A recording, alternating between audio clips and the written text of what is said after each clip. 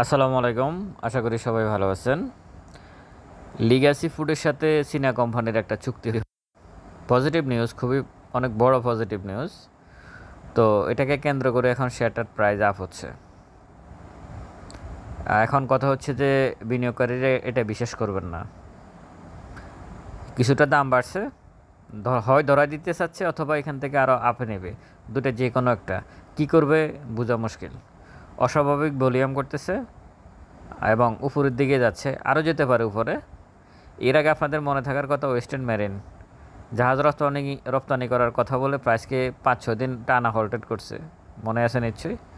এখন আবার লিগ্যাসি ফুডকে হয়তো আগামীকালকে হল্টেডও করে ফেলতে পারে এই নিউজকে দিয়ে। আবার নিউজকে নেগেটিভ যদি নিউজকে ছড়া দিয়ে আবার হাতে ধরিয়ে দিয়ে, মানে আপনাদের হাতে হারিকেন ধরিয়ে দিয়ে আবার সেটাকে নিয়ে আসতে পারে। তবে এখান থেকে প্রাইসটা আপ হওয়ার সম্ভাবনা বেশি, আপাতত এটাই মনে হচ্ছে। তবে ভলিউমের দিকে খেয়াল রাখবেন, সাবধানতা অবলম্বন করবেন। এই ধরনের স্টক এন্ট্রিতে 1000 বার চিন্তা করবেন। খুব দ্রুত বাড়বে, হয়তো আগামীকালকে হল্টেড করবে, কিন্তু দূরত্ব বজায় রেখে চলবেন, একটু দূরত্ব বজায় রেখে চলবেন। ভালো থাকবেন। আসসালামু আলাইকুম।